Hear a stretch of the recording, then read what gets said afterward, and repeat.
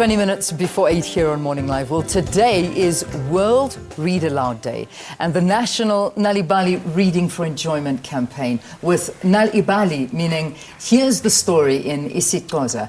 It calls for all South Africans to join in celebrating one of the most important dates in the literacy calendar. The day raises awareness of the importance of reading aloud for children's literacy development. Plus, they want to break their own reading aloud record of 2014.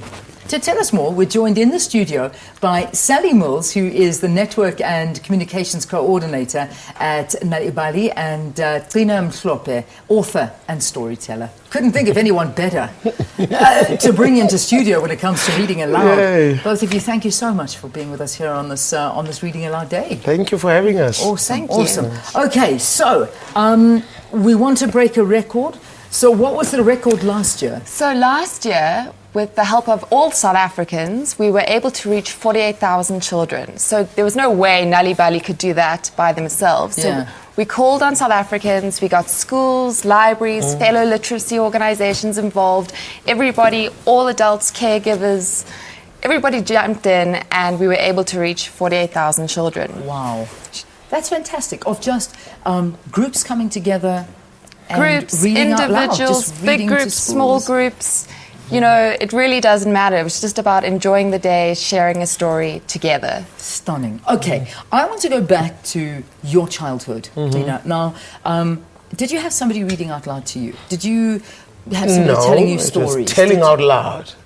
Telling stories out Yes, loud. it's the storytelling from my childhood that created the woman sitting in front of you. So when you were young, when you were a child, who was telling you those stories? It was the grandmother who told me stories.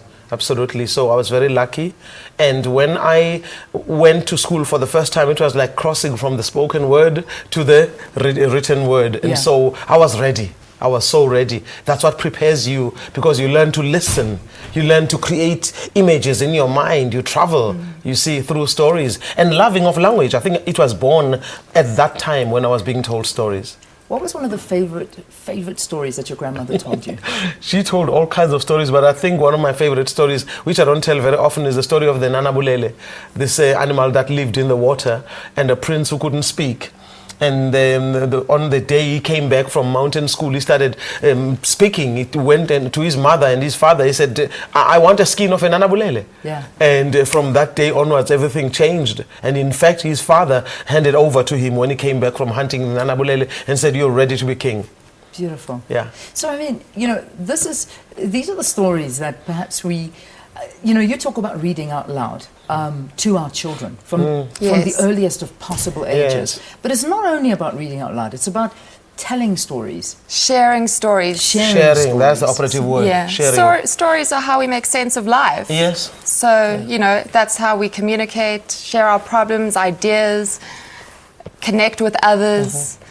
Yeah. And there's So nothing we're all more about soothing stories. than having the voice of somebody who loves you, telling you or reading you a story. That is a gift that no money can buy. Yeah, it's very, very true. I must say, I mean, I know, I do read my children to sleep every night. In fact, I read myself to sleep every night because I'm reading and I'm thinking, good, this is great. And the next second, I find the book on top of me and my child looking at me like, what happened here? And yeah, in fact, last night we were reading The Little Mermaid, and I'm not sure what happened to her.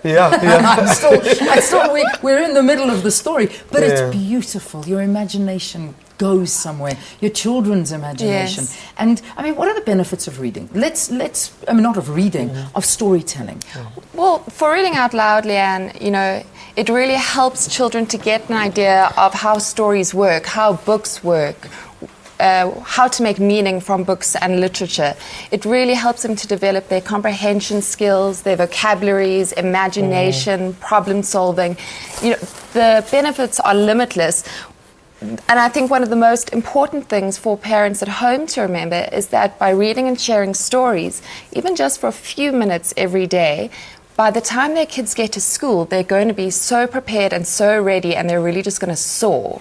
Yeah. And this is an activity that anyone can do. Any caregiver in any language, whether they're literate or not, they can share and tell stories. So the power is really there, and they can harness it and use it, take it, run with it, do it at home. Yeah, it's very important. You have actually, Gcina, written this year's World Read Aloud Day story. Yes. It's called Sisanda's Gift. Yeah, What's it all Sisanda's about? Gift. Just, I mean, obviously not giving too much away. But Yeah, Sisanda's Gift is about a young girl whose parents work at a game reserve, and she actually has a chance to go and have her birthday party, permission to go and have a birthday party at the game reserve, and she just loves these animals, especially giraffes. She thinks they're so elegant and so beautiful. And one day her father comes back from work so unhappy, and the child says, what's wrong? And he says, well, yesterday something terrible, so many bees stung a mother giraffe, and that mother giraffe had a little baby, and that baby is so distraught. And Sisanda started crying and crying. Oh, let's not give the all whole kinds of story things away. and all kinds of and things all things happened. have Yes. happened, Yes. and then the drama begins. Yes. All right, so how do we help? How do we break this record? What do I have to do? Great. So we're so lucky because we've had Nina come on board to help write this beautiful story for us. Yeah. And what we've done at Nal'ibali is we've translated it into all the 11 official South African languages, and we've made it available to everyone. Okay. So people can download it from our website, our Mobi site. It's available on our Mixit app as well.